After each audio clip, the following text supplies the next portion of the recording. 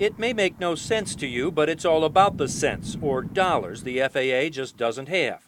Because the FAA doesn't have the resources, the federal agency tasked with making sure new airplanes are safe is allowed to outsource inspections to delegated organizations, or ODA, which are designed to perform the authorized functions of the FAA. Who are they? In this case, they are Boeing employees hired by Boeing, paid by Boeing, to oversee Boeing.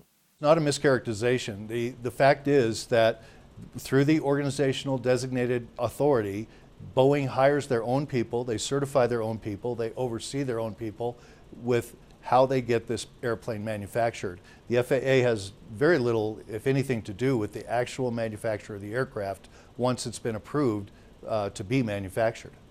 Boeing and other manufacturers oversee certification of aircraft, engineering design, manufacturing, operations, and maintenance on behalf of the FAA. The FAA says it does oversee that work, telling CNN teams of FAA engineers and inspectors conduct regular oversight of an ODA to ensure any approvals or certificates issued meet the FAA's strict safety standards. The FAA considers these designees an arm of the FAA, and for the most part, it has worked.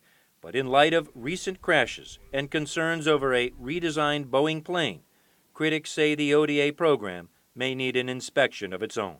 I do believe that it's time to relook at this and to see if the activity or the involvement between the FAA and Boeing is in-depth enough.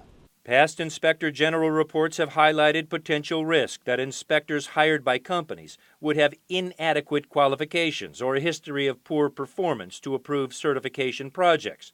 Another report found the FAA cannot be assured that it has the right number of people in the right places to effectively oversee the ODA program.